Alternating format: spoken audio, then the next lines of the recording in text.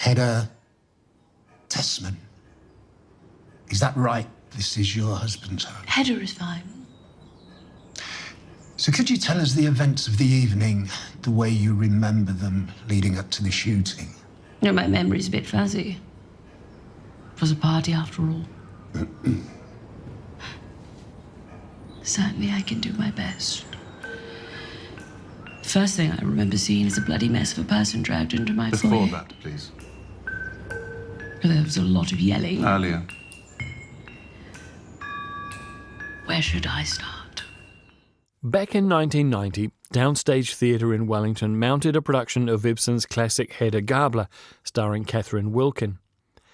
Colin McColl's production took the bold-for-the-time step of relocating the play from 19th century Oslo to 1950s Wellington.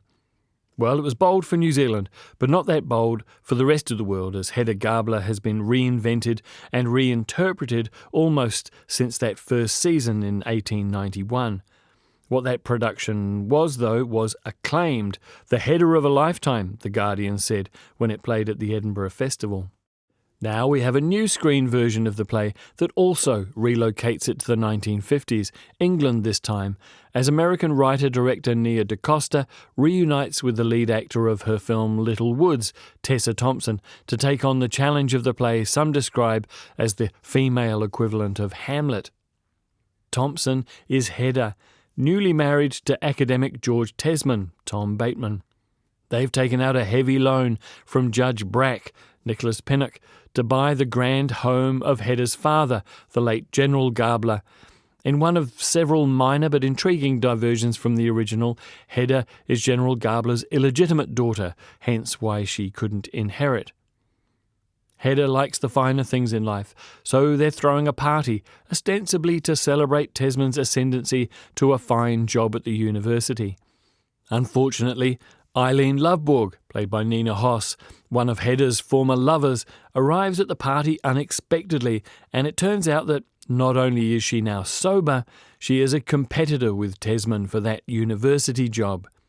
If Professor Greenwood, Finbar Lynch, gets to read the manuscript she has brought with her, and she gets the job, all of Hedda and Tesman's plans would lie in ruins. Drink something, you look thirsty. I don't drink. Eileen, one can't hurt. She doesn't drink either. Never. I thought you were just cutting back. That's not what I said. And if I say you have to? Then you'd be speaking. You wouldn't do as I say? Not where that is concerned, no. I think you should. It's ridiculous. It's silly. Really? It's all right for Thea, but not for you.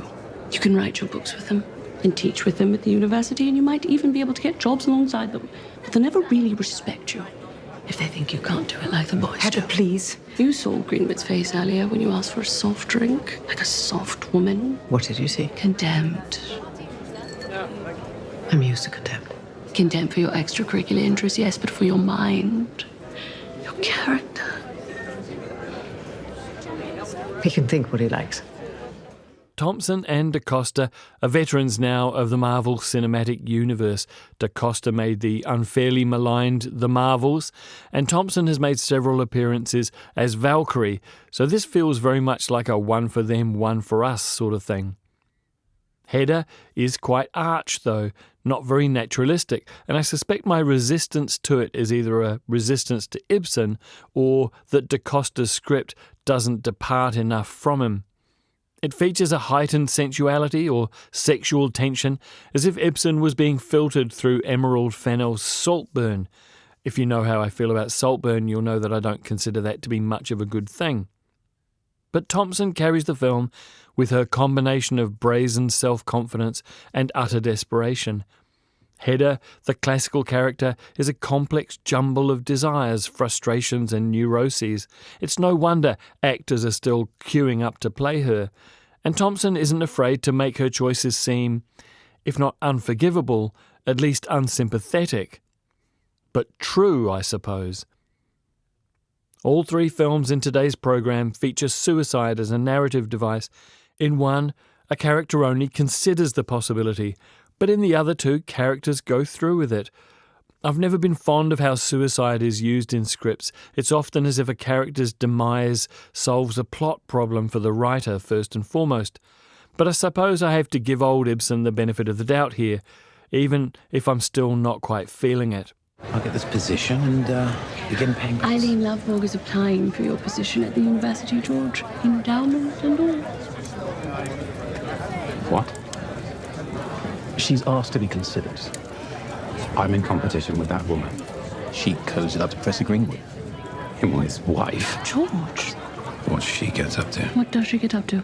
Oh, I'm sure you've heard the rumours.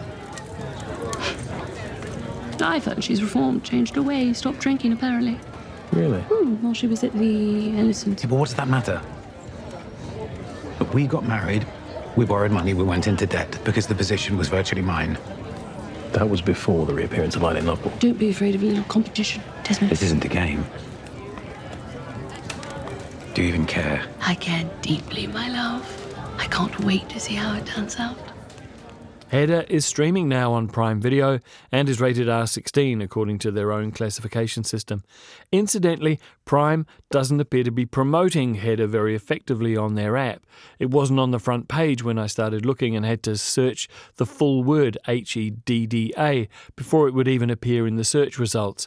But it's worth persevering if you like this sort of thing.